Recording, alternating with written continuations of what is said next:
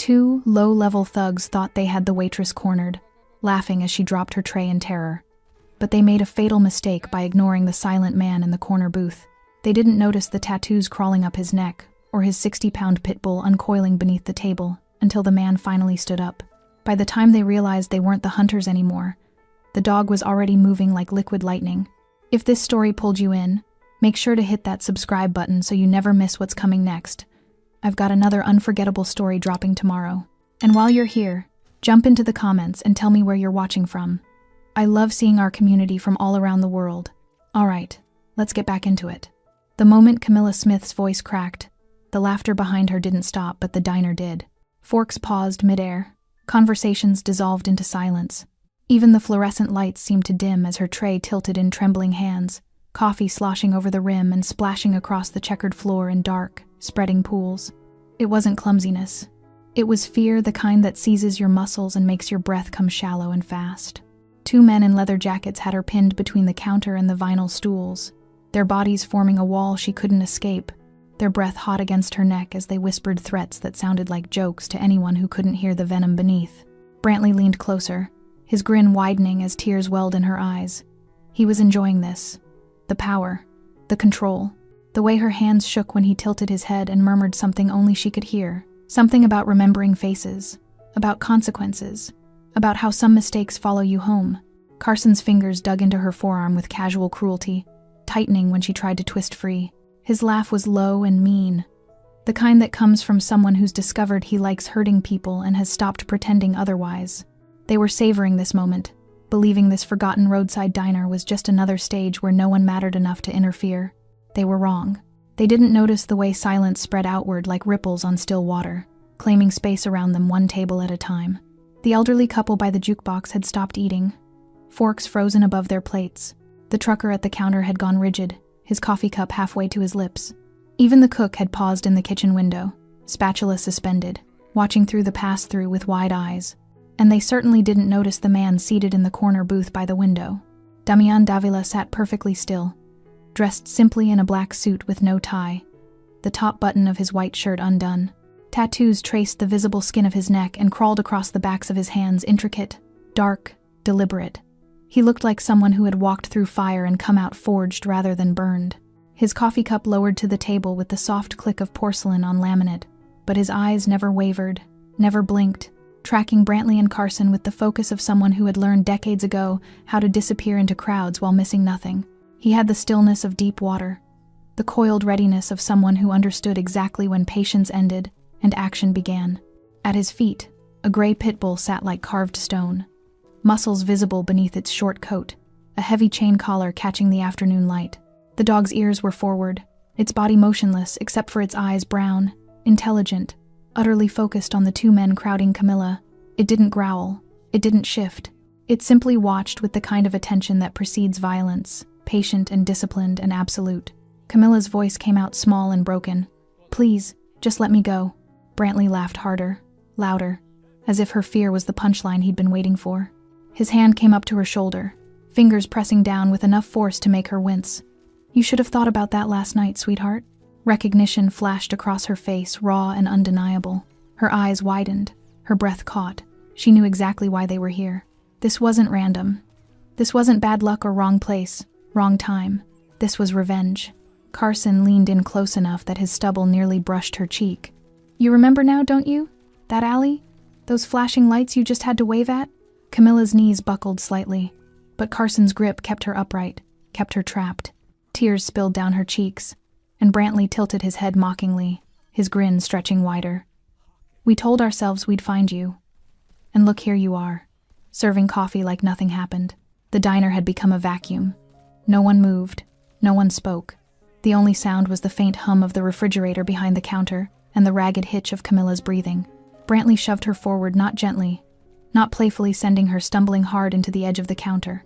Her hip struck the corner with a painful crack, and the tray slipped from her hands entirely, clattering to the floor in a spray of broken ceramic and spilled coffee. She caught herself on the counter, gasping, her burgundy uniform stained dark down the front. "Lesson learned?" Brantley snarled, leaning over her. "Keep your mouth shut next time." That was when Damian stood.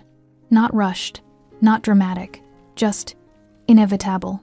He rose from the booth with the kind of deliberate precision that made time itself seem to hold its breath, unfolding to his full height in one smooth, controlled motion. The Pitbull rose beside him instantly, silent and focused, its body coiled like a spring. Damian's voice, when it came, was quiet and steady, yet it cut through the diner like a blade through silk, impossibly calm and utterly immovable. Let her go. Both men turned slowly, their grins still in place, sizing him up with lazy confidence. Just some guy in a suit. Just another customer with a dog. Nothing to worry about. Then they actually looked at him, at the tattoos crawling up his neck, at the way he stood centered, grounded, unshakable like someone who had decided something and wouldn't be changing his mind. At his eyes, cold and controlled and completely unafraid, holding a kind of quiet authority that made the air feel heavier. Brantley's grin faltered. Just slightly. Just enough.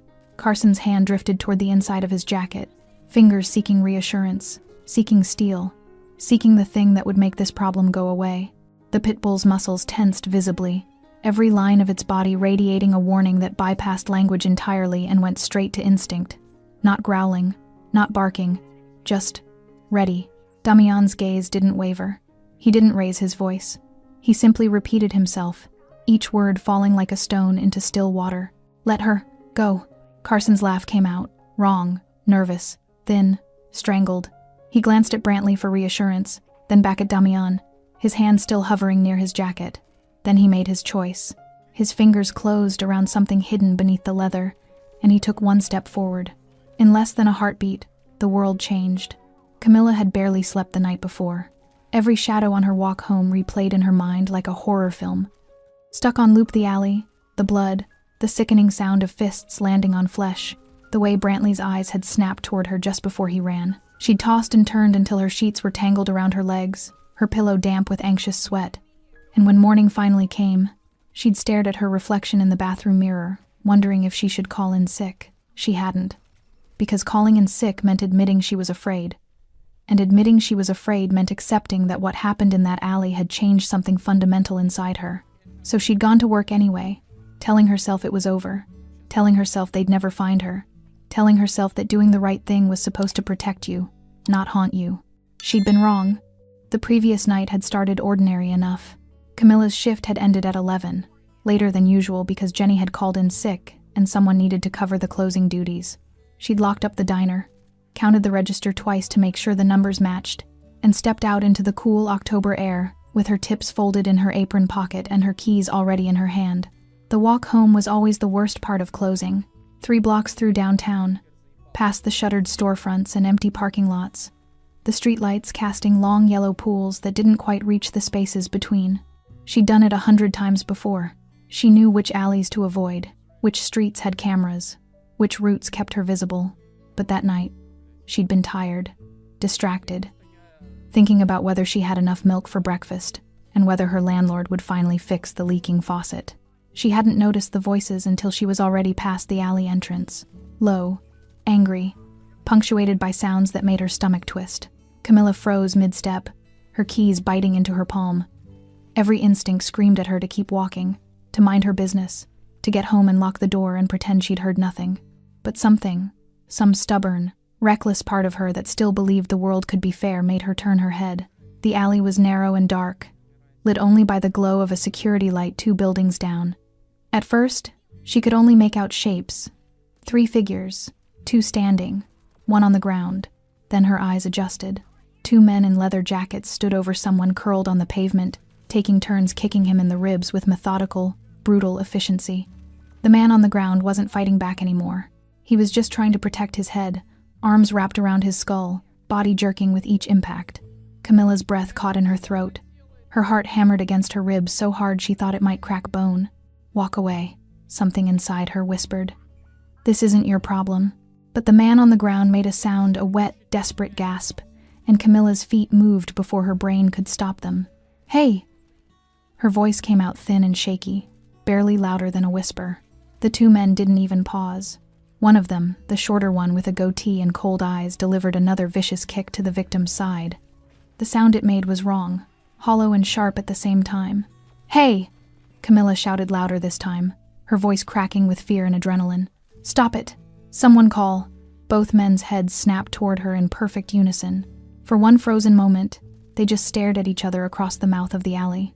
Camilla could see their faces now, the taller one with the sneer and the dark hair slicked back, the shorter one with the goatee and the kind of smile that made her skin crawl. Then she saw the blood on their hands. Panic flooded her system like ice water. Her keys slipped through her fingers and clattered to the sidewalk. She bent down automatically to grab them, her eyes never leaving the two men, and that's when she saw it. Flashing lights, red and blue, reflecting off the wet pavement at the far end of the street. A police car turning the corner 2 blocks away. Camilla didn't think. She just reacted. She stepped into the street, waving her arms frantically, her voice rising to a near scream. "Here! Over here! Help! Someone needs help!" The police car's spotlight swung toward her, bright and blinding. In the alley, the two men moved like shadows caught in sudden daylight. They scattered, one darting deeper into the alley, the other sprinting past a dumpster and disappearing around the back of the building. But not before the taller one locked eyes with her. Not before he marked her face, memorized it, filed it away. Not before his expression shifted from surprise to something far worse, cold, calculated promise. "You just made a mistake," his eyes said. A big one. Then he was gone, swallowed by darkness and distance. The police car pulled up beside her, an officer already stepping out, radio crackling. "Ma'am, are you hurt? What's going on?" Camilla pointed toward the alley with a shaking hand. "There's someone, he's hurt bad, they were beating him." The rest of the night blurred into statements and questions and flashing cameras. The paramedics arrived. The man on the ground was loaded into an ambulance, unconscious but breathing.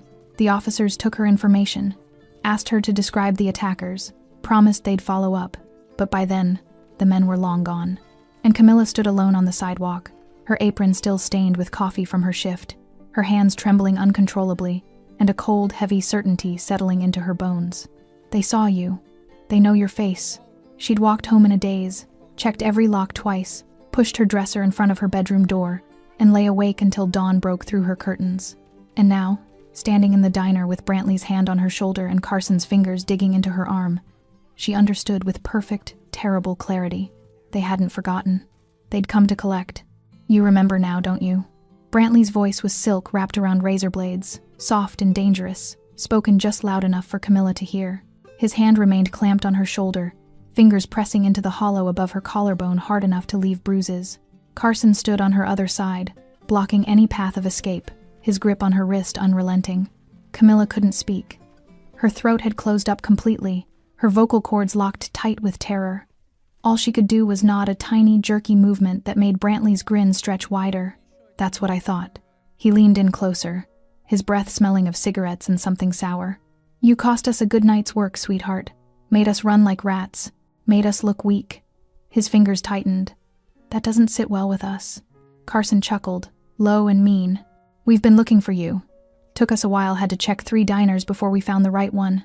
But patience pays off, doesn't it, Brantley? Always does." Brantley's eyes glittered with malicious satisfaction. "And you made it so easy. Same route home every night, same little uniform, same pathetic routine." The words hit Camilla like physical blows. They'd been watching her, following her, tracking her movements like predators studying prey. The thought made her stomach churn with nausea, bile rising in her throat. "We thought about catching you on your walk home again," Carson said conversationally, as if discussing the weather. "Nice and private, no witnesses." But then Brantley had a better idea. Brantley's grin turned savage. "Why hide it? Why not make an example? Let everyone in this sad little diner see what happens when you stick your nose where it doesn't belong." Camilla's eyes darted toward the other customers, the elderly couple frozen by the jukebox, the trucker at the counter, the businessman in the booth near the restrooms. All of them were watching, but none of them were moving. None of them were helping. She was alone. "Please," she whispered, her voice breaking. "I'm sorry. I didn't mean, I was just trying to be a hero?" Brantley's laugh was harsh and ugly. "Heroes die, honey. They die bloody and forgotten. And nobody thanks them for it." He shoved her backward again, harder this time, sending her crashing into the counter. Pain exploded through her hip and lower back. "You should have kept walking." Tears streamed down Camilla's face now, hot and unstoppable. Her burgundy uniform was soaked with spilled coffee, the fabric clinging to her skin. The broken ceramic from the dropped tray crunched under her shoes as she tried to steady herself, tried to find some dignity, some strength. But there was none left. Carson moved closer, crowding her space, his face inches from hers. You know what the best part is? Nobody here is going to stop us. Look around. He gestured lazily at the frozen patrons. They're all too scared, too smart. They know better than to get involved. He was right. The diner had become a tableau of paralysis. The elderly woman had her hand over her mouth, tears in her own eyes. The trucker was staring down at his coffee like it held the answers to the universe. The businessman had his phone out but wasn't dialing, just holding it uselessly. No one was coming to save her. Brantley grabbed a fistful of her hair, yanking her head back so she was forced to look at him. The pain was sharp and immediate, making fresh tears spill down her cheeks. Here's how this works. You're going to apologize. You're going to beg, and then we're going to decide if that's enough. I'm sorry, Camilla sobbed, the words tumbling out in a desperate rush. I'm so sorry, please. I didn't know. Louder, Brantley's grip tightened, so everyone can hear.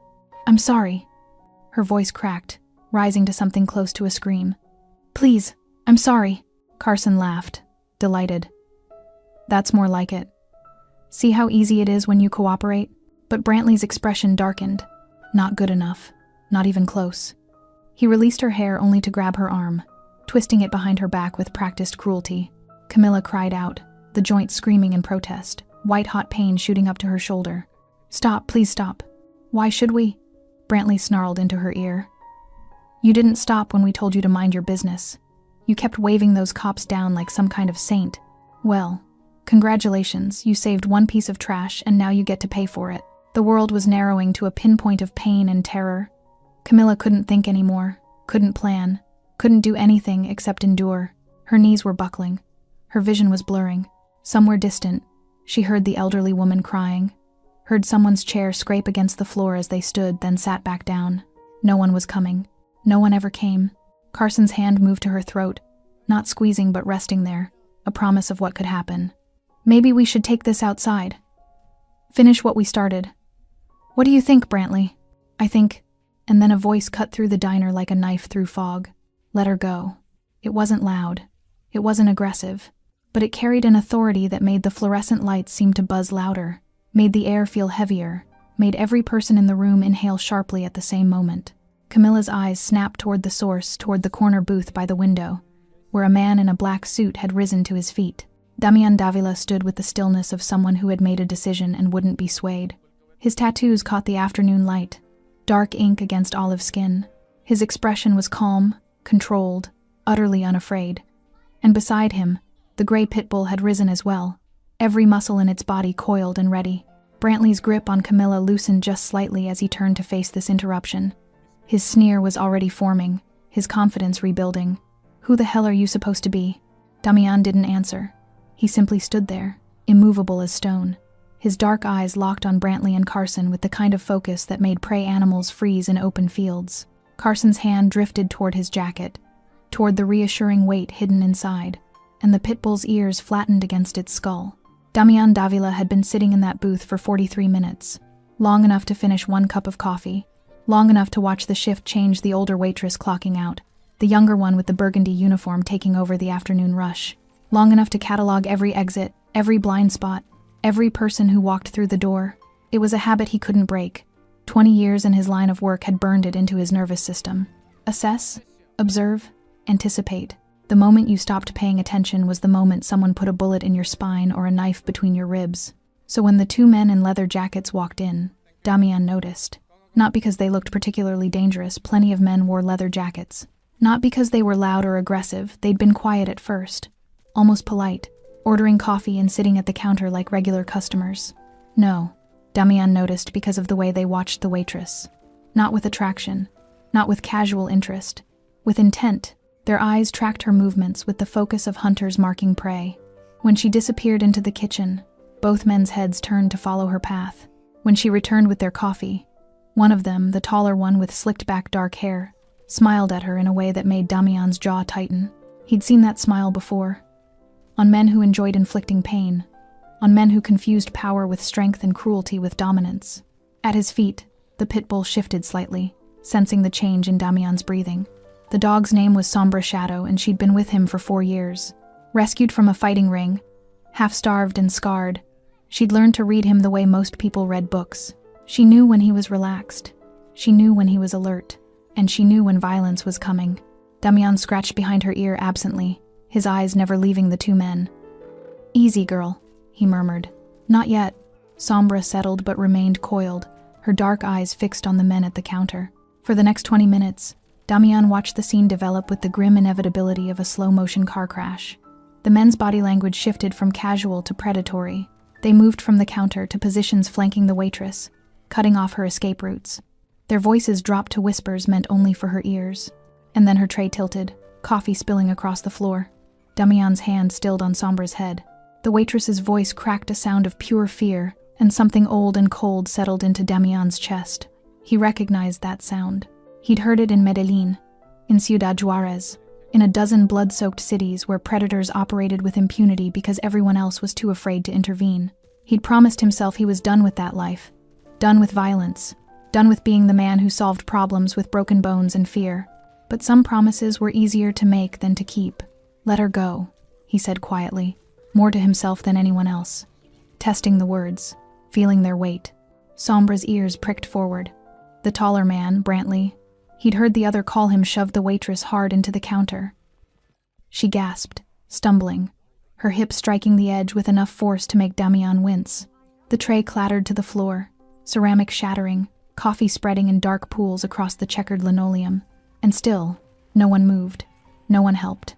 The entire diner had frozen into a collective paralysis, born of self-preservation and fear. Damian understood. He didn't blame them. Most people weren't built for violence. They went their entire lives without ever having to choose between their safety and someone else's suffering. That was a blessing, not a weakness. But Damian wasn't most people. He'd been 12 years old the first time he watched someone die. 14 when he first killed. By 20, he'd forgotten how to count. The cartel had taken him young, shaped him, forged him into something useful and terrible. He'd climbed their ranks through ruthlessness and intelligence, becoming the kind of man whose name was whispered with respect and fear in equal measure. Then he'd walked away. It had cost him everything, his family, his fortune, his identity. But he'd done it because he'd seen what that life turned people into, what it had turned him into, a machine that processed problems into corpses. For 5 years, he'd been clean, legitimate, invisible. He ran a small import business now, dealt in art and antiques, paid his taxes, kept his head down. He'd even started believing he could be normal. But normal men didn't have tattoos from the Sinaloa cartel crawling up their necks. Normal men didn't have a body count that required 3 digits to express. Normal men didn't sit in diners assessing threat levels and exit strategies out of pure instinct. And normal men didn't recognize the exact moment when restraint became complicity. Brantley grabbed the waitress's hair, yanking her head back viciously. She cried out a sound of pure anguish, and Damian felt something shift inside his chest. Not anger. Anger was hot and impulsive. This was colder, cleaner, the feeling of a decision being made at a level deeper than conscious thought. Carson's hand went to the waitress's throat, not squeezing yet, just resting there, a promise. Damian's own hand moved to the table, fingers spreading flat against the laminate. Sombra rose silently beside him, every muscle in her body tensed and ready. She didn't growl. She didn't need to. Her presence alone, compact, powerful, utterly focused, was a weapon. "Maybe we should take this outside," Carson was saying, his voice carrying false casualness. "Finish what we started." Damian stood. The movement was slow, deliberate, controlled. He unfolded from the booth with the economical grace of someone who had learned long ago not to waste motion. His black suit jacket hung perfectly on his frame, tailored to accommodate the muscle beneath. His hands, decorated with ink that told stories and symbols most people couldn't read, remained relaxed at his sides, but his eyes were ice. "Let her go," he said quietly. The words weren't a request. They weren't a suggestion. They were a statement of fact, a description of what was about to happen, whether these men cooperated or not. Brantley turned, his sneer already forming. "Who the hell are you supposed to be?" Damian didn't answer. He simply stood there, centered and grounded, his gaze locked on Brantley with the kind of attention that predators reserved for threats. Beside him, Sombra's lips pulled back slightly, revealing teeth, and Carson's hand moved toward his jacket. Carson's fingers brushed the cold steel hidden inside his jacket. The weight of the gun was familiar, reassuring. He'd carried it for 3 years, a Glock 19, 15 rounds, cleaned and maintained religiously. It had gotten him out of tight spots before. It would get him out of this one. He glanced at Brantley, saw the same calculation happening behind his partner's eyes. They'd dealt with heroes before, good Samaritans who thought they could make a difference. They always backed down once they saw the gun. Always. This guy would be no different. "You should sit back down," Carson said, his voice hardening as his fingers closed around the grip. "This doesn't concern you." Damian's expression didn't change. He didn't flinch, didn't retreat, didn't show even a flicker of the fear Carson had expected to see. He just stood there, impossibly still, his dark eyes tracking Carson's hand movement with the precision of someone who had seen this dance 1,000 times before. "Let her go," Damian repeated, his voice still quiet, still controlled. "Last time I'll ask." Brantley laughed harsh and ugly. "Or what? You gonna sick your dog on us?" He finally released Camilla's hair, shoving her aside like discarded trash. She stumbled, catching herself against the counter, her breath coming in ragged sobs. "You got no idea who you're messing with, old man." "Neither do you," Damian said softly. Something in his tone made the elderly woman by the jukebox whimper, made the trucker at the counter set down his coffee cup with trembling hands, made every person in the diner suddenly desperate to be anywhere else. Carson pulled the gun free, letting it emerge from his jacket slowly, deliberately, so everyone could see. So this idiot in the suit would understand the reality of the situation. The barrel caught the afternoon light streaming through the windows, metal gleaming dull and deadly. "Last chance," Carson said, his confidence rebuilding with every second the gun remained in his hand. "Walk away. Forget you saw anything. We'll finish our business and leave." The Pitbull's growl started low, so low it was almost subsonic, a vibration that traveled through the floor and up through everyone's feet. It wasn't loud, but it was the kind of sound that triggered something primal in the human hindbrain, something left over from when our ancestors huddled in caves and feared the things that hunted in the dark. Sombra hadn't moved. She remained at Damian's side, muscles coiled, head lowered slightly, eyes locked on Carson with absolute focus. But that sound, that terrible, patient growl, promised violence beyond anything Carson had imagined. His hand wavered, just slightly, just enough. "You won't use that," Damian said, and it wasn't bravado or hope. It was certainty. "Because you're not ready to kill everyone in this diner. Not ready to explain the bodies to the police. Not ready for what comes after." Carson's finger moved to the trigger guard anyway, his jaw clenching. "You don't know what I'm ready for. I know exactly what you're ready for." Damian took one step forward. Just one. But the space between them seemed to collapse, seemed to shrink into something intimate and terrible. "You're ready to intimidate, to threaten, to hurt someone weaker than you. But you're not ready for me." Brantley's sneer faltered. He looked at Carson, then at Damian, then at the dog that was somehow more terrifying than any weapon. "Carson, maybe we should—" "Shut up," Carson snapped, his voice cracking slightly. The gun rose higher, pointing now at Damian's chest. "I'm done talking. Sit down, or I swear to God, you won't." 2 words, spoken with absolute conviction, and something in Carson broke. Maybe it was the pressure of the last 24 hours running from the cops, hiding in cheap motels, planning this revenge that was supposed to feel satisfying but just felt hollow. Maybe it was the way this stranger looked at him, not with fear but with something worse, pity. Or maybe it was just the animal part of his brain screaming that he'd made a terrible mistake. His hand shook. The gun barrel wavered. Damian moved. Not fast enough to seem superhuman. Not slow enough to seem careless. Just efficient. He closed the distance between them in a single fluid motion, his body angling away from the gun's line of fire even as his left hand came up and caught Carson's wrist. The movement was almost gentle, almost casual, like a teacher correcting a student's grip. Then Damian's thumb found the pressure point where Carson's wrist met his hand, and agony exploded up Carson's arm. His fingers spasmed open involuntarily, nerveless, and the gun clattered to the floor with a sound like a gavel striking wood. Carson tried to pull away, tried to strike out with his free hand, but Damian was already there, already moving, his body positioned in a way that made resistance impossible. A slight twist of the wrist Carson had been sure was his own, a small step to the side, and suddenly Carson was off balance, falling, his shoulders screaming as Damian controlled his descent with surgical precision. He hit the floor hard, face first, the air blasting from his lungs. Before he could even think about getting up, a weight settled onto his back, compact, powerful, unmistakable. Sombra had moved like liquid lightning, covering the distance in 3 silent bounds. Now she stood over Carson, her front paws pressed against his spine, her weight distributed in a way that kept him pinned without crushing him. Her face was inches from his neck, breath hot against his skin, that low growl continuing like an engine running at idle. Carson froze completely, terror flooding his system. He could feel her teeth not touching him, not yet, but there, close enough that any movement might trigger an attack he wouldn't survive. "Don't move," Damian said quietly. Not to Carson, to Brantley. Brantley had taken 2 steps toward them. His hands balled into fists, his face twisted with rage and fear and disbelief. But now he stopped, frozen like everyone else, watching his partner pinned beneath a dog that weighed maybe 60 pounds but seemed to carry the weight of mountains. "This is done," Damian said, his voice carrying to every corner of the diner. "It's over." Brantley's mouth opened, closed, his hands slowly uncurled, and Camilla, still pressed against the counter, watched through tears as the world tilted on its axis. For 3 eternal seconds, no one breathed. Carson lay frozen beneath Sombra's weight, his cheek pressed against the cold linoleum, coffee soaking into his jacket.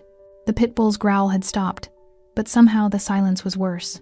He could feel her muscles trembling not with fear or excitement, but with restraint, with the discipline of a weapon waiting for permission to fire. Brantley stood paralyzed 5 feet away, his brain struggling to process what had just happened. One moment Carson had the gun, one moment they had control, and then, nothing. Just emptiness where their power used to be. "Get up," Damian said quietly, his eyes never leaving Brantley. Slowly, it took Brantley a moment to realize the command was meant for him, not Carson. His legs felt disconnected from his body, his movements jerky and uncertain as he straightened from his aggressive stance. His hands remained at his sides, but they were shaking now, the tough guy confidence bleeding out of him like air from a punctured tire. Damian bent smoothly, picked up the fallen Glock with 2 fingers like it was contaminated, and ejected the magazine with practiced ease. The bullets clattered onto a nearby table, scattering across the surface. He cleared the chamber 1 round, spinning through the air, before landing among the salt and pepper shakers, then set the empty weapon on the counter, far from Carson's reach. The entire sequence took maybe 5 seconds, but it was performed with such casual competence, such absolute familiarity with firearms, that everyone watching understood something fundamental had shifted. This wasn't some random customer playing hero. This was someone who had handled guns so many times they'd become extensions of his hands. Someone who had disarmed threats the way other people tied their shoes. Someone dangerous. "Sombra," Damian said softly. "Heel." The Pitbull dismounted from Carson's back immediately, moving to Damian's left side and sitting with military precision. Her eyes remained fixed on both men, her body language still coiled and ready despite the command to stand down. Carson gasped, sucking in air, his ribs aching from where he'd hit the floor. He started to push himself up, and Damian's voice stopped him cold. "I didn't say you could move." Carson's arms locked. He stayed down, face still pressed to the floor, humiliation flooding through him hotter and more painful than any physical injury. Behind the counter, Camilla watched with wide, disbelieving eyes, her hand pressed to her mouth. Brantley found his voice, though it came out strangled and desperate. "You don't know what you're doing. You don't know who." "I know exactly who you are," Damian interrupted, his tone flat and emotionless. "Small-time enforcers. Maybe street soldiers if you're lucky. You hurt someone last night," this woman saw, "and you came here for revenge because your pride couldn't handle being interrupted." Brantley's face went pale. "How did you—" "Because I've seen 1,000 versions of you." Damian took 1 step forward, and Brantley took 2 steps back, nearly tripping over a chair. Men who confuse brutality with strength, who think fear is the same as respect, who pick soft targets because anything else would expose how weak you really are. The words landed like physical blows. Brantley's hands curled into fists again, impotent rage flooding his features. "You don't know anything about us, about what we've done, what we're capable of. You're capable of beating an unarmed man in an alley," Damian said coldly. "Capable of terrorizing a waitress who weighs maybe 120 pounds. Capable of pulling a gun in a public place full of witnesses." He tilted his head slightly. "But you're not capable of following through. Because if you were, Carson would have pulled that trigger the moment I stood up." Carson flinched against the floor, the truth of it cutting deeper than any insult. "So here's what's going to happen," Damian continued, his voice dropping even lower, taking on a quality that made the temperature in the diner seem to plummet. "You're going to get up. You're going to walk out of here, and you're never going to come near this woman again." "Or what?" Brantley spat, trying desperately to salvage some shred of dignity. "You gonna kill us? In front of all these witnesses?" Damian smiled then, just a slight curve of his lips entirely without warmth. "I don't need to kill you. I just need to make sure you understand the cost of coming back." He moved with sudden, controlled violence.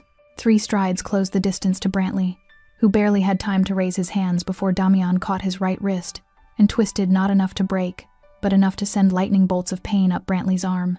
Brantley cried out, stumbling forward, and Damian guided him down into a chair with the same surgical precision he'd used on Carson. "Look at me," Damian commanded. Brantley looked, his eyes wide and watering with pain. "I spent 15 years in Sinaloa," Damian said quietly, his face inches from Brantley's. 15 years learning exactly how to hurt people, how to break them, how to make them disappear so completely their own mothers couldn't identify the pieces. He paused, letting the words sink in. "I walked away from that life because I got tired of what it turned me into. But I remember every technique, every method, every lesson." Brantley's face had gone gray. His breath came in short, panicked gasps. "If you come near her again," Damian continued, his voice dropping to barely above a whisper, "I will forget why I left. I will remember who I was. And you will learn the difference between the violence you play at and the violence I perfected." He released Brantley's wrist, and the man slumped in the chair, all the fight gone from him, replaced by something primal and absolute. "Fear." Damian straightened, turned to where Carson still lay on the floor. "Get up, take your friend, leave." Carson scrambled to his feet, his legs nearly giving out beneath him. He stumbled toward Brantley, pulling him up by the arm, both of them moving like broken puppets. They made it 3 steps toward the door before Damian spoke again. "The gun stays. And if I hear you've hurt anyone else, anyone at all, I'll find you." Neither man looked back. They just ran, the door slamming behind them, leaving only silence and the fading echo of their fear. Damian stood in the center of the diner, surrounded by stunned witnesses, and slowly exhaled. Then he turned to Camilla. The diner remained frozen in the aftermath. No one moved, no one spoke. The only sounds were the faint hum of the refrigerator behind the counter, and Camilla's ragged breathing as she pressed herself against the wall, her hands still trembling, her burgundy uniform dark with spilled coffee and sweat. Damian watched the door for a long moment, his body still coiled with readiness, listening for the sound of returning footsteps or engines starting. But there was nothing, just the empty street beyond the glass, the afternoon sun casting long shadows across the parking lot. Brantley and Carson were gone, and they wouldn't be coming back. He knew their type. They would run until their legs gave out, would find the nearest hole to crawl into, would spend the next week looking over their shoulders and jumping at shadows. Men like that, men who built their confidence on intimidation and preyed on the helpless, crumbled completely when confronted by someone who understood violence at a deeper level than they could imagine. They were done, finished, broken. Damian turned slowly, his eyes sweeping across the diner. The elderly couple by the jukebox sat perfectly still, the woman's hand clutched in her husband's, both of them staring at him with expressions caught between gratitude and terror. The trucker at the counter had both hands flat on the surface, palms down, like he was afraid any movement might draw attention. The businessman near the restrooms had his phone out but hadn't dialed, hadn't filmed, hadn't done anything except bear witness. And in the center of it all stood Camilla, looking like she might collapse at any moment. Damian took 1 step toward her, and she flinched. The movement was small, just a slight recoil, a tightening of her shoulders, but it hit him harder than any of Carson's attempted blows could have. She was still afraid, not of Brantley and Carson anymore, but of him, of the violence she'd just witnessed, of what he'd revealed himself to be. "I'm not going to hurt you," Damian said quietly, keeping his distance, keeping his hands visible and relaxed at his sides. Sombra remained sitting at his heel, her posture shifting from combat-ready to something softer, something closer to the therapy dog demeanor she'd been trained for in the months after he'd rescued her. Camilla's eyes were wide, bloodshot from crying. Her mascara streaked down her cheeks in dark lines. Who are you?" It was a complicated question, with no simple answer. Damian Davila had been many things: enforcer, executioner, lieutenant in an organization that controlled territories the way governments controlled countries. He'd been feared across 3 states and 2 countries, his name spoken in whispers, his reputation built on a foundation of blood and broken promises. But that was before. That was the man he'd buried 5 years ago. Someone who doesn't like bullies, he said instead, offering the simplest truth he could. Camilla's laugh came out wet and broken. That's not an answer. It's the only one that matters right now. Damian glanced at the gun, still sitting on the counter, the scattered bullets on the nearby table. Do you have a manager here? Someone who should know what happened? She nodded jerkily. Tom, he's in the back office. He's probably... Her voice cracked. He probably heard everything. Then he'll call the police, Damian said, more statement than question. Panic flashed across Camilla's face. The police? But they'll want statements and questions and... She looked at him with sudden understanding. You don't want to talk to the police. Damian didn't answer, but his silence was confirmation enough. She straightened slightly, wiping at her face with shaking hands. Because of what you said. About Sinaloa. About... She couldn't finish the sentence. Because I left that life behind, Damian said quietly. And talking to police means risking someone recognizing my name, running it through databases, asking questions I don't want to answer. So you're just going to leave? There was something in her voice, not quite accusation, but close. Just walk away like nothing happened? Yes. The bluntness of it seemed to surprise her. She stared at him for a long moment, her expression cycling through confusion, anger, and something that might have been disappointment. Why did you even help me then? If you're just going to disappear? It was another complicated question. Damian could have told her about the promises he'd made to himself when he walked away from the cartel, about trying to balance the scales, to find redemption in small acts of protection that could never erase what he'd done but might somehow make the weight slightly more bearable. But those were his burdens to carry, not hers. Because you needed help, he said simply. And no one else was going to give it. Something in Camilla's expression shifted. The fear didn't disappear, he could still see it in the tension around her eyes, in the way she kept one hand braced against the counter but it was joined by something else. Recognition, maybe, or understanding. Thank you, she whispered. The words felt inadequate for what had just happened, but Damian nodded anyway. You did nothing wrong. Last night, when you called for help that took courage, don't let them make you think otherwise. Tears welled in her eyes again. But this time they weren't born entirely of fear. I thought I was going to die. I thought no one would stop them. Someone always stops them, Damian said. Eventually, from the back of the diner, a door burst open. A middle-aged man in a grease-stained shirt emerged, his face red and panicked. Camilla! Are you Jesus Christ? What happened out here?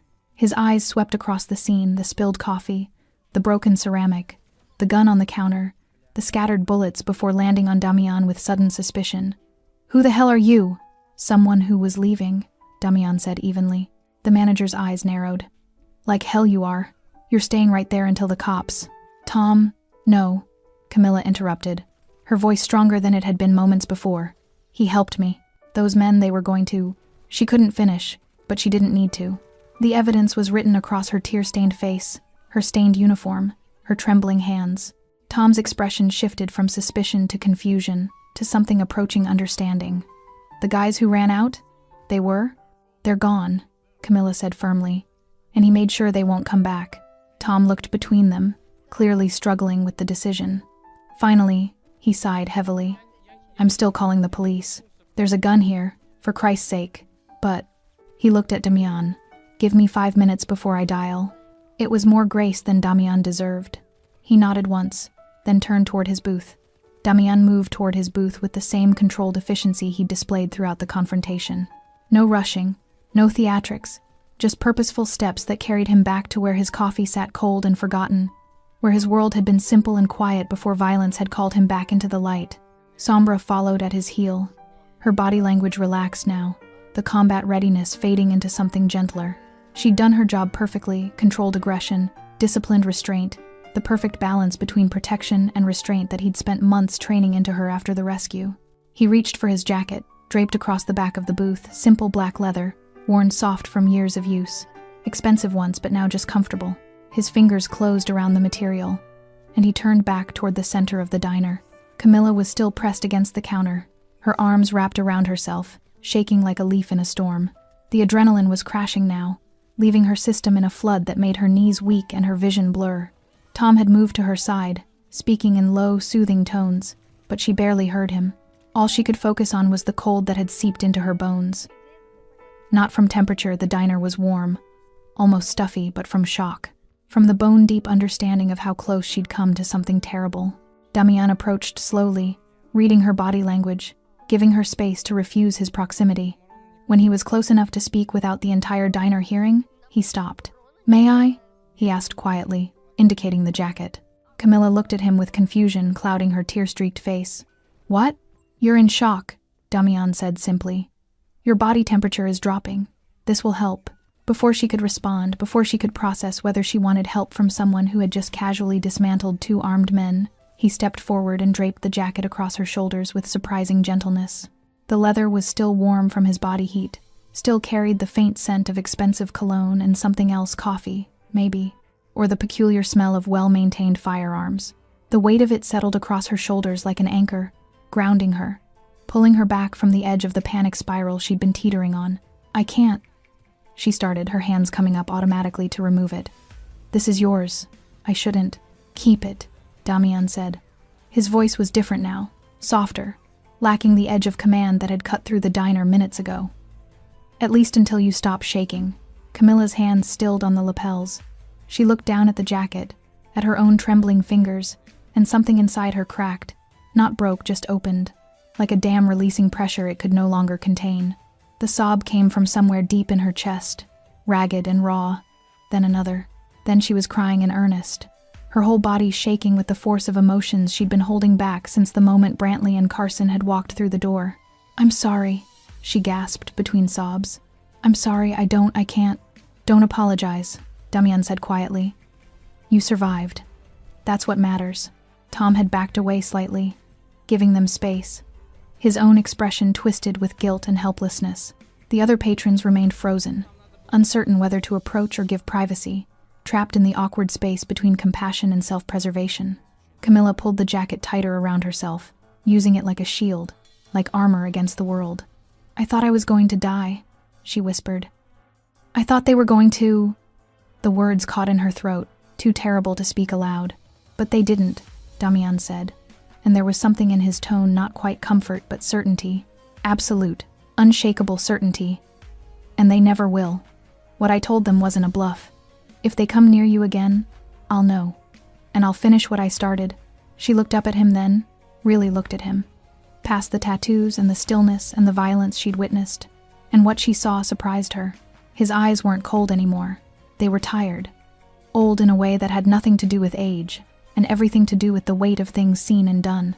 There was regret there, buried deep beneath layers of control and discipline, and something else, something that looked almost like recognition. He saw himself in her, she realized. Saw someone who had done the right thing and been punished for it. Someone who had tried to help and found themselves marked for retribution. "You did the right thing last night," Damian continued, his voice quiet enough that only she could hear. "Calling for help, refusing to look away. That took more courage than anything I did today." "It didn't feel like courage," Camilla said bitterly. "It felt like stupidity. Look where it got me. It got you here. Alive. Standing." Damian glanced toward the door, toward the empty street beyond. "Those men wanted you to regret helping that person in the alley. Wanted you to feel like kindness was a mistake. Don't give them that. But they found me. And I found them," Damian interrupted gently. "The world isn't only full of predators, Camilla. Sometimes there are people watching. People who step in when the line gets crossed." She wanted to believe him. Wanted to believe that somewhere in the chaos and cruelty of the world, there were still people who would stand between the helpless and the wolves. But it was hard. So hard. "What if they come back?" she whispered. "They won't." "How can you be sure?" Damian's expression shifted slightly, something dark flickering behind his eyes. "Because I know men like them. I used to be one of them, or worse. I know exactly what breaks them. And they're broken now. Completely." The admission hung in the air between them, heavy and honest. Camilla should have been more afraid, should have recoiled from the casual way he acknowledged his past. But instead, she felt something strange. Safety.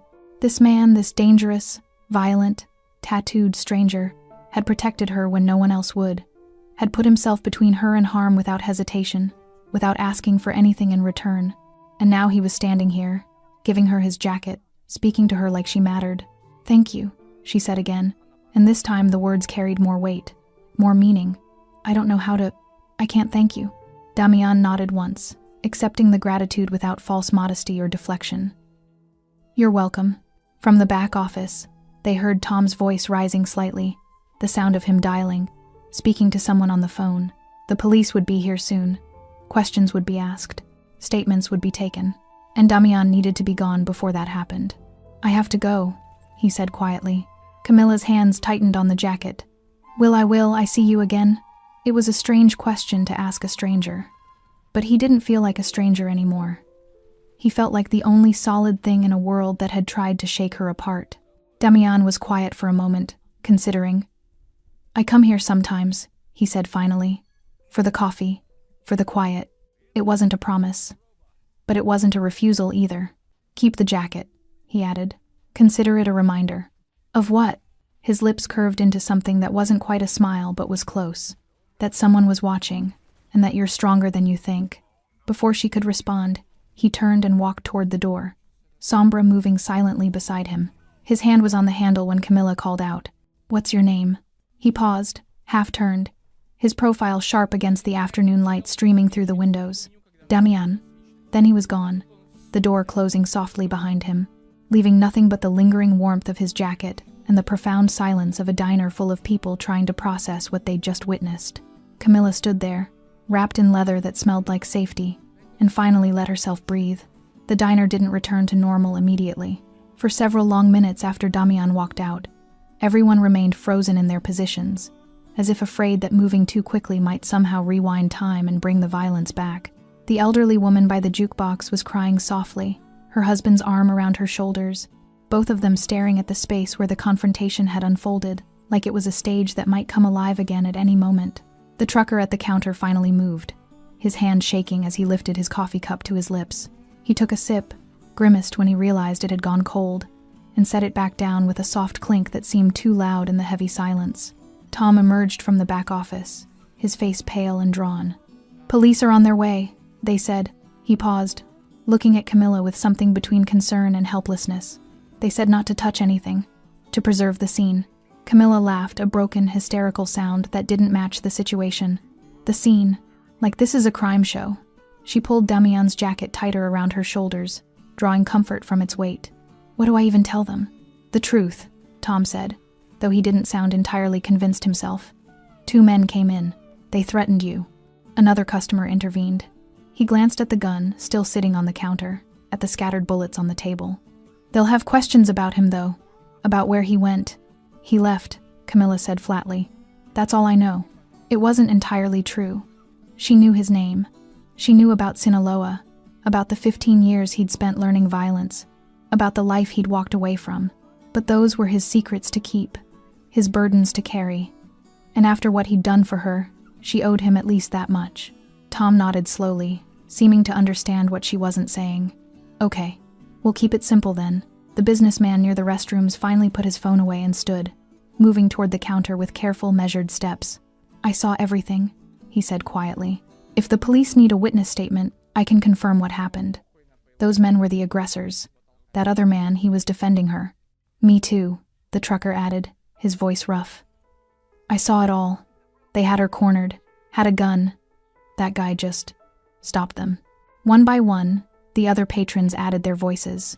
The elderly couple, the young woman in the corner booth who Camilla hadn't even noticed was there. The cook, still standing in the kitchen window with his spatula forgotten in his hand. They had all watched, all frozen in fear. But now, in the aftermath, they were willing to speak, to make sure the story was told correctly, to ensure that Camilla wouldn't face this alone. Something loosened in her chest, a knot of isolation she hadn't realized had formed. She wasn't alone. These people had been paralyzed by fear, yes, but they weren't indifferent. They cared. They would stand with her when it mattered. Thank you, she whispered, her voice thick with emotion. All of you. Thank you. Tom squeezed her shoulder gently. Why don't you sit down? You've been standing this whole time. You must be exhausted. Camilla nodded numbly and moved toward the nearest booth, not the one Damian had occupied, that felt too sacred somehow, but one close by. She slid into the vinyl seat, and immediately her legs began to shake violently, the adrenaline finally draining from her system completely. The cook disappeared into the kitchen and returned moments later with a glass of water and a clean dishcloth. For your face, he said gruffly, setting both on the table. And drink the water, all of it. She obeyed mechanically, wiping away the mascara streaks, the tears, the evidence of her terror. The water was cold and clean, and it helped settle her stomach, helped pull her back into her body. Outside, sirens wailed in the distance, growing closer. Camilla's hands tightened around the glass. The police. They would want to know everything. They would ask about Brantley and Carson, about what they'd said, about why they'd targeted her. And she would have to tell them about the alley, about the man being beaten, about how she'd called for help and inadvertently painted a target on her own back. She would have to relive it all again. But as the sirens grew louder and the first patrol car pulled into the parking lot, Camilla realized something that surprised her. She wasn't afraid anymore. Oh, she was shaken, traumatized. Her hands still trembled and her breath still came too fast, and she knew she wouldn't sleep properly for days. But the bone-deep terror that had gripped her since last night, the certainty that she was hunted, that nowhere was safe, that her act of courage had doomed her, that was gone. Because Damian had been right. Someone had been watching. Someone had stepped in, and the wolves who had come for her had been driven away, broken, and terrified themselves. The world wasn't only full of predators. 2 officers entered the diner, their hands resting on their belts, their eyes scanning the scene with professional assessment. They took in the spilled coffee, the broken ceramic, the gun on the counter, before their gazes settled on Camilla. "Ma'am," the older officer said, his voice calm and measured. "I'm Officer Harry. This is Officer Bruce. We received a call about an incident here. Are you injured?" Camilla shook her head. "No. I'm okay. Can you tell us what happened?" And so she did. Slowly at first, then with growing confidence as the other patrons added their observations, their confirmations, their support. She told them about the alley, about witnessing the assault, about calling for the police. She told them about coming to work today and being confronted by the 2 men who had been beating that victim. She told them about the gun, about the threats, about believing she was going to die. And she told them about Damian. Not everything. Not about Sinaloa or his past or the darkness she'd glimpsed behind his controlled exterior. Just that a customer had intervened, that he'd disarmed one man and restrained both, that he'd made them leave and told them never to come back. "This customer," Officer Harry said, his pen poised over his notepad. "Did you get his name?" Camilla hesitated for just a fraction of a second. "Damian. He said his name was Damian. Last name, he didn't say. And where is he now?" "He left, right before you arrived." She looked the officer directly in the eye. "He saved my life. Those men were going to hurt me, maybe kill me, and he stopped them. Without him, I don't know what would have happened." Officer Harry's expression softened slightly. "We'll need to speak with him. Get his statement. Do you know how we can reach him?" "No. I'd never seen him before today." Another small lie, but necessary. "He just helped, then left." The officer didn't look entirely satisfied, but he nodded and made a note. They would search for Damian, of course, would run the name through their databases, would try to piece together who he was. But Camilla suspected they wouldn't find much. Someone who had spent 15 years in the Sinaloa cartel and walked away would know how to disappear. The questions continued for another 30 minutes. They collected the gun, photographed the scene, took statements from every witness. They asked if Camilla wanted to file formal charges against Brantley and Carson, and she said yes without hesitation. Finally, Officer Harry closed his notepad. "We'll be in touch if we have more questions, and we'll increase patrols in this area. If those men come back." "They won't," Camilla said with absolute certainty. The officer raised an eyebrow. "How can you be sure?" Camilla thought about the way Damian had looked at Brantley and Carson, the cold promise in his voice, the absolute authority in his posture. "I just am," she said quietly. The patrol cars eventually pulled away, their taillights disappearing into the late afternoon traffic. Officer Harry had left his card on the table, told Camilla to call if she remembered anything else or if she felt unsafe. Tom had offered to drive her home, told her she could take the rest of the week off, said the diner would cover any counseling she might need. The other patrons had slowly filtered out, each one pausing to offer words of support, to squeeze her hand, to promise they'd be there if the police needed more statements. And now Camilla sat alone in the booth, still wrapped in Damian's jacket, watching the sunlight slant through the windows and paint everything gold. The diner felt different now. The same vinyl booths, the same checkered floor, the same fluorescent lights humming overhead, but all of it transformed by what had happened within these walls, like a baptism by violence that had washed away whatever innocence this place had pretended to hold. Tom approached with a fresh pot of coffee and 2 cups. He slid into the booth across from her without asking permission, poured for both of them, and pushed 1 cup across the table. "You don't have to stay," he said quietly. "I can handle closing up." Camilla wrapped her hands around the warm ceramic, letting the heat seep into her palms. "I know, but I think I need to be here for a little while longer." "Does that make sense?" Tom nodded. "Yeah, it does." He took a sip of his coffee, his eyes distant. "I should have come out sooner.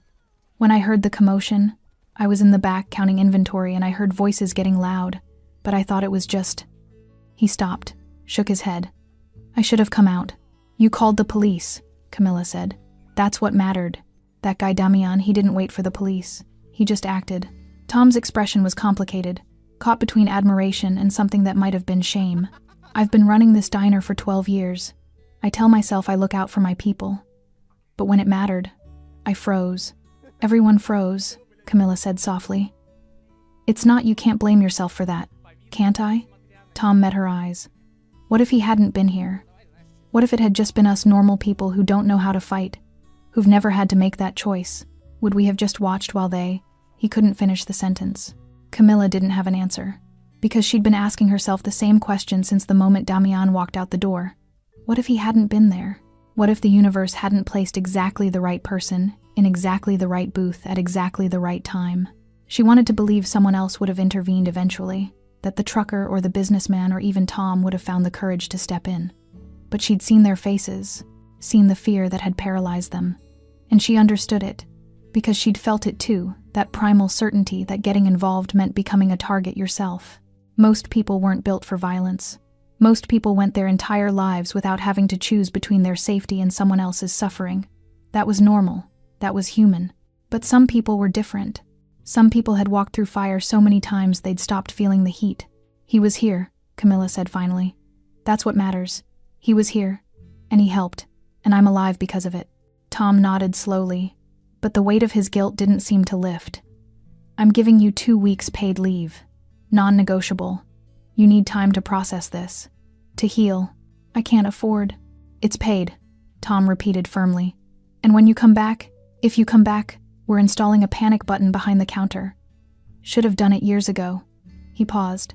"And I'm signing us up for that self-defense workshop the community center runs. All staff, on the clock." It was a small thing. Probably wouldn't make a difference if something like this happened again. But it was something. An acknowledgement that the world wasn't as safe as they'd pretended it was. That preparation wasn't paranoia. That sometimes, the wolves really did come. Camilla took a sip of her coffee, letting the bitter warmth ground her. Through the window, she could see people walking past on the sidewalk, oblivious, absorbed in their phones and conversations, living their lives without any idea what had happened inside this building just an hour ago. The world kept turning, kept moving forward, indifferent to individual suffering or salvation. But that wasn't entirely true, was it? Because somewhere out there, Damian was walking with his Pitbull, carrying whatever weight he'd accumulated over 15 years in Sinaloa. He'd stopped running from his past long enough to protect a stranger, had risked exposure, had risked bringing attention to himself, because someone needed help and no one else was going to give it. That meant something. That meant the world wasn't only indifferent.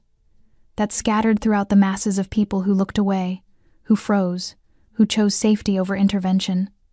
There were others, watchers, protectors, people who had seen enough darkness to recognize it instantly and had decided, for whatever reason, that they wouldn't let it win without a fight. The door chimed, and Camilla's head snapped up, her heart rate spiking instantly. But it was just the elderly couple from earlier, the ones who had been sitting by the jukebox. They moved slowly toward the counter, the woman clutching her purse, the man's hand steady on her elbow. "We forgot to pay," the woman said, her voice trembling slightly. "With everything that happened, we just forgot." Tom waved them off. "Don't worry about it. On the house." "No," the man said firmly. He pulled out his wallet, extracted 2 20s, and placed them on the counter. "For the meal." And he added 2 more 20s. "For her," he nodded toward Camilla. "For having the courage to help someone last night. For being the kind of person who doesn't look away. The woman stepped forward, her eyes bright with tears. My grandson, he was mugged last year, beaten badly, and people walked past. Dozens of people, and not one stopped to help. She reached out and took Camilla's hand. What you did calling for help when you saw someone in trouble that matters. Don't ever think it doesn't. Camilla's throat tightened, words failing her. She could only nod as the elderly woman squeezed her hand once more before turning to leave with her husband. The money sat on the counter, more than any tip she'd ever received, more than the couple's meal had cost. It wasn't about the amount. It was about acknowledgement, about being seen, about knowing that her choice to help, even when it had cost her so dearly, had meant something to someone. Tom picked up the bills and brought them to the booth, setting them in front of her. She's right, you know. What you did took real courage. It didn't feel like courage, Camilla said quietly. It felt like instinct. Like I couldn't not do it. That's what courage is, Tom replied. Doing the right thing even when every instinct is screaming at you to run. They sat in companionable silence for a while, drinking their coffee, watching the afternoon fade into early evening. The diner's neon sign flickered to life outside, casting red and blue shadows across the parking lot. Eventually, Camilla shrugged out of Damian's jacket and folded it carefully, her fingers lingering on the worn leather. She would keep it safe, would hold on to it like a talisman, a reminder of the day she'd learned that sometimes, not always, but sometimes someone was watching. I think I'm ready to go home now, she said softly. Tom nodded and stood, offering his hand to help her out of the booth. As they walked toward the door, Camilla paused and looked back at the corner booth by the window. The one where Damian had sat, the one where he'd positioned himself to see the entire diner, to watch for threats, to be ready. She wondered if he'd chosen that booth deliberately, if he always sat where he could see everything, observe everyone, prepared to intervene if the moment required it. She suspected he did. And she wondered how many other people had been saved by his watchfulness, how many threats he'd neutralized before they could fully form, how many times he'd stepped between the helpless and the wolves without anyone even knowing. Some people survived because they were lucky. Others survived because they were brave enough to call for help when they saw injustice. And some survived because somewhere, in a booth by the window or a corner of a room or a shadowed doorway, someone dangerous was watching someone who had decided that whatever darkness lived in their past, they would use it to cast light for others. Camilla stepped out into the evening air, Tom's hand steady on her elbow, and felt the weight of fear finally begin to lift. The wolves had come for her, but someone had been watching, and she was still here, still standing, still alive. That was enough. Thanks for staying with this story right till the final moment. You're the reason these stories come alive. If you're ready for another powerful journey, just tap the next video on your screen. And before you go, leave a quick comment and rate this story from 1 to 10. I'm excited to see your thoughts and connect with you down there. Мораль. Когда ты заходишь в интернет и видишь, как люди там в Дубае летают, покупают себе огромное количество автомобилей какие-то. Ну, много всего такого, что ты за эту зарплату себе никогда в жизни позволить не сможешь. И как человеку оставаться морально типа сильным? Что ему нужно делать? Ну, наверное, во-первых, это, наверное, все от семьи исходит, да? То есть, какая семья у тебя, как она построена. Если ты один живешь, это сложно, да, ты будешь сам себя, но у тебя, опять-таки, возможно, ну, родители, если есть, которые, друзья, поддержат тебя в какой-то момент, хотя бы просто отвлекут тебя от этих мыслей. А если у тебя, к примеру, там, семья, жена, к примеру, да, есть дети, тут, наверное, поддержка только от них исходит какая-то. Вот. Чтобы не упиваться в своих мыслях о том, что какая нынче сложная жизнь. И, наверное, других-то вариантов, в принципе-то, и нету. Какие вот еще варианты, в принципе, изменить, поменять свою жизнь настолько, чтобы она была, ну, казалась тебе удачной, да, реализованным себя в жизни, в чем-то.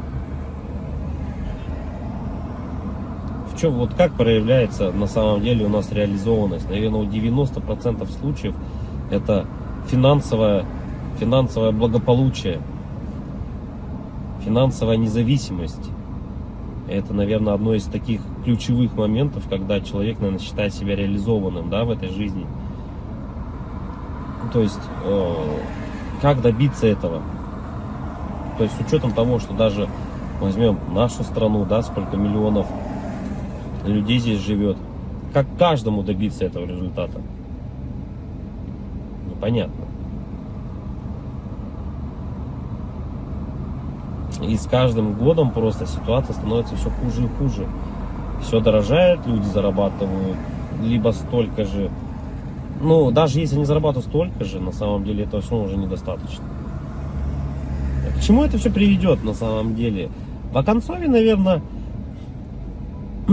мир погрязнет в большую депрессию в какую-то. Какие-то войны, возможно, или еще что-то еще больше глобальных таких вещей, которые не приведут ни к чему хорошему на самом деле. Поддержка каждого человека именно для того, чтобы он держался, наверное, морально, заключается в том, что, ну, наверное, дом, в который ты приходишь, должен быть крепостью твоей. Да? Что это единственное должно быть место, где ты будешь чувствовать себя под защитой. Для этого было придумано, наверное, своя пещера изначально, потом свои какие-то чумы, палатки различные, да, потом все это превратилось. На данный момент это у нас дома, квартиры, в которые мы приходим и должны ощущать себя в безопасности. Чтобы можно быть немного морально расслабленным с учетом того, что ты выходишь каждый день на работу, на улицу, и все равно давление вот это вот, оно все равно присутствует. Когда ты заходишь в магазин, видишь цены эти, да, и так далее, не можешь себе что-то там приобрести, позволить на ежедневной основе, это откладывает большой, наверное, отпечаток. Не, наверное, а точно. И поэтому, когда возвращаясь домой, ты чувствуешь, вот хотя бы есть типа уголок того места, куда ты можешь прийти.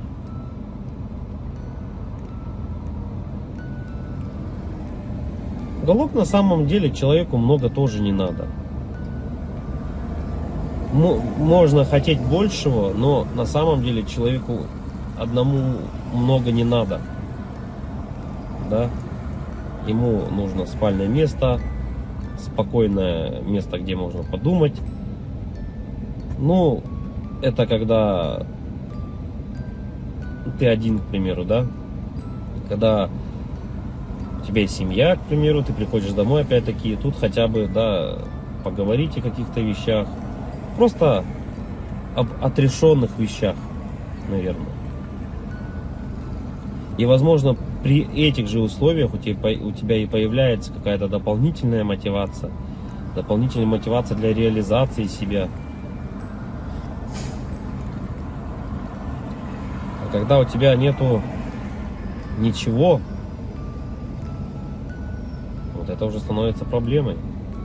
И это у многих на самом деле. Что значит не иметь ничего?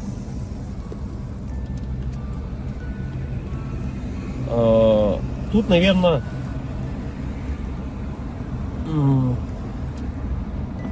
самое главное, дизмораль у человека еще возникает при том, что это уже, наверное, где-то в глубине души даже она возникает при даже хорошей финансовой подушке такой, которая у тебя есть, хороших финансовых деньгах, да, то есть, но нету вот внутреннего ощущения, к примеру, дружбы, семьи, любви и так далее.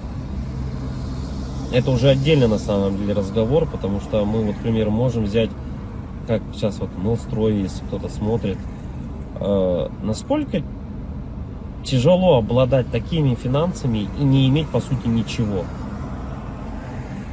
Ни друзей, ничего не иметь. Так главное это получается для бедных главное деньги, для богатых главное какое-то внутреннее ощущение нужности, не из-за денег. Вот такой вот. И эта борьба какая-то такая и вот эти два слоя общества, богатые и бедные, они друг друга не понимают. На самом деле из-за этого, возможно. Потому что богатый человек, он уже не смотрит на деньги, он не считает эти деньги. Ему важно внутреннее вот это вот ощущение того, что он нужен без них даже. Это как Тони Старку сказали: а кто ты без костюма? На вот это я филантроп, тудым-сюдым, он сказал, да?